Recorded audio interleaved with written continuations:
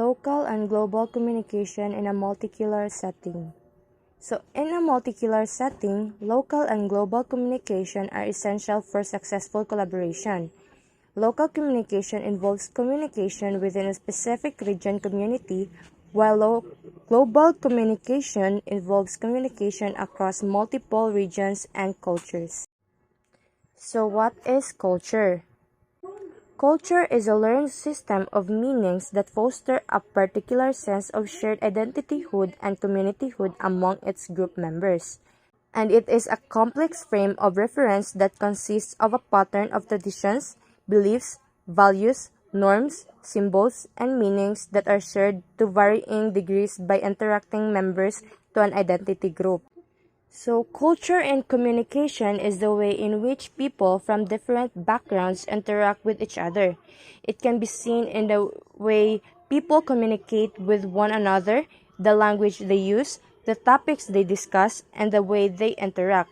It is important to understand cultural differences in order to effectively communicate with people from different backgrounds, as it can help to bridge the gap between cultures and create a more harmonious environment.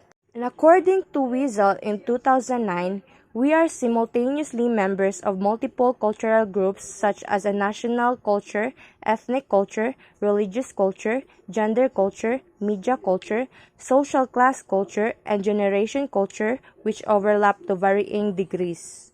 So next is the national culture communication differences.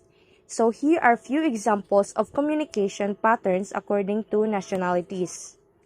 So first is Australia.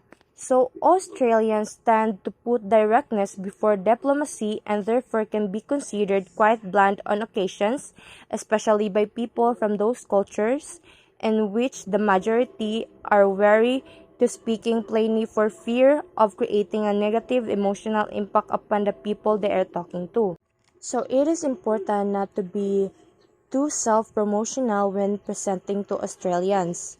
A hard sell approach can often be misconstrued as bragging and can provoke a very negative response.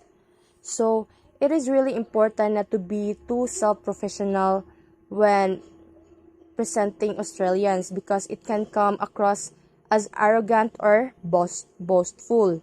So, Australians tend to prefer a more humble and modest approach, so it is important to focus on the facts that the value of your product or service rather than emphasizing your own accomplishment. So remember that the people do not like to make out that they are better from others. And also, Australia is one of very few cultures in which humor is all pervasive in business situations. Not only humor acceptable in all situations, it is expected in all situations. Never underestimate an Australian senior manager because he or she uses humor at what you might feel to an inappropriate time. So first names are invariably used in all business situations in Australia. It would be very unusual to call a business contract by their surname. Similarly, educational titles play relatively little part in business situations or other than in medical or academic worlds. So, in Australia, it is customary to use first names in all business situations. This is because Australians tend to have a more informal approach to business, and using first names is seen as a sign of respect and familiarity. So, there are more Australian etiquette and customs. So, first, Australians are not very formal, so greetings are casual and relaxed. So, greetings in Australia are usually accompanied by a smile and sometimes a light-hearted comment or joke. This relaxed attitude towards greetings is one of the things that makes Australia such a welcoming and friendly place. A handshake and smile suffices. So in Australia, a handshake and a smile are often all that is necessary to greet someone. This simple gesture is a sign of respect and friendliness, and is a great way to show that you are happy to meet someone. It is a sign of positivity and acceptance and is a great way to start of interaction. Third is, while an Australian may say good day or good day mate, this may sound patronizing from a foreigner. So it is important to be aware of the cultural context when greeting someone from a different country, as there may be certain phrases or customs that are seen as inappropriate or disrespectful. And fourth is, visitors should simply say hello or hello, how are you? And the last is, Aussies prefer to use first names even at the essential meeting. So as what I've said earlier, so it is customary to use first names in all business situation in the Australia. So gift giving etiquette. So gift giving etiquette is an important part of Australian culture, and there are certain etiquette rules that should be followed. So first, small gifts are commonly exchanged with family members, close friends, and neighbors on birthdays and Christmas. So second is, tradespeople such as sanitation workers may be given a small amount of cash, or more likely a bottle of wine or a six-pack of beer. If invited to someone's home for dinner, it is polite to bring a box of chocolates or flowers to the hostess. A good quality bottle of wine is always appreciated. This last is, gifts are opened when received. So next is dining etiquette. So dining etiquette is important in Australia because it is a way to show respect for the people you are dining with. So here are certain etiquette rules that should be followed. So first, many invitations to an Aussie's home will be barbecue.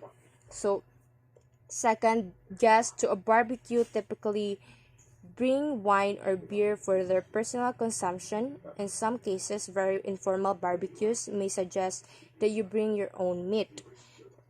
Arrive on time if invited to dinner. No more than 15 minutes late if invited to a barbecue or a large party. Next is, contact the hostess ahead of time to see if she would like you to bring a dish.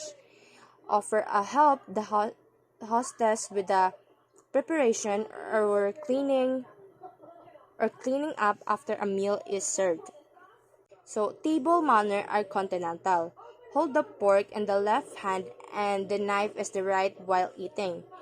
Indicate you have finished eating by laying your knife and fork parallel on your plate with handles facing to the right, and keep your elbows off the table and your hands above the table when eating. Relationships and communication. So in Australia, communication is important in relationships because we need to talk openly and be good listeners. So here are the few examples of relationships and communication in Australia.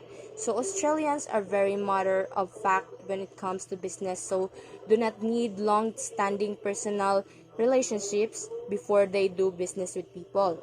Australians are very direct in a way that they communicate. There are often an element of humor, often self-deprecating in their speech. Aussies often use colorful language that would be unthinkable in other countries.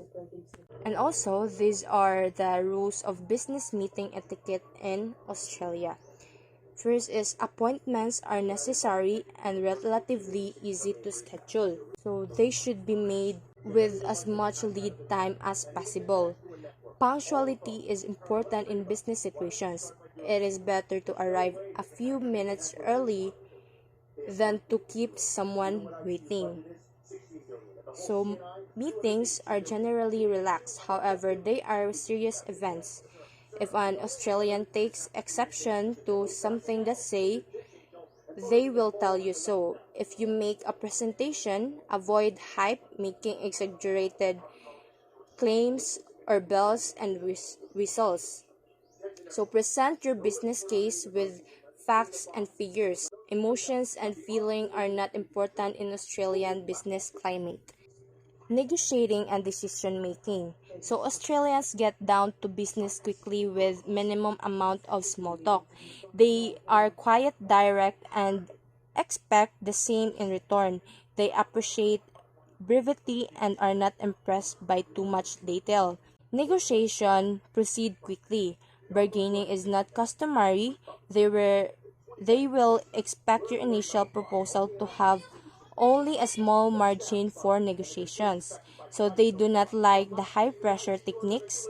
Decision making is concentrated at the top of the company, although decisions are made after consultation with subordinates, which can make decision making slow and protracted.